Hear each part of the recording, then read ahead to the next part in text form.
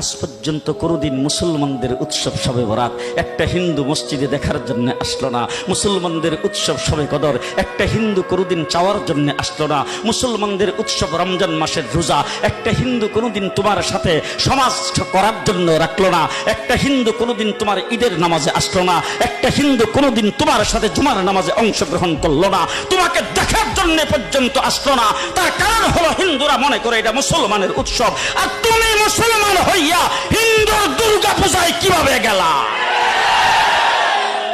তোমার কি হয়ে গেল? তোমার কি লজ্জা শরম তুমি ধুয়ে ফেলে দিয়েছো?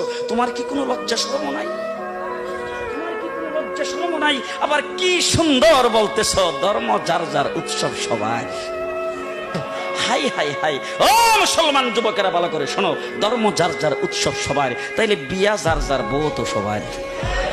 জি, বিয়ে যার যার বউ সবার, পুষ্কুনি যার যার মাস সবার, গাছ যার যার ফল সবার, ক্ষেত যার যার ফসল সবার, দোকান যার যার মাল সবার।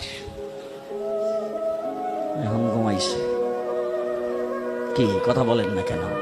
তাহলে আমার দোকানের মাল যদি আমার হয়, আমার ক্ষেতের ফসল যদি আমার হয়, আমার গাছের ফল যদি আমার হয়, আমার গাছের নারিকেল যদি আমার হয়, আমি বিয়ে করলে বউ যদি আমার হয়, মুসলমান আমার পুষ্কুনির মাস যদি আমার হয়, তাইলে ধর্ম যার উৎসব তার।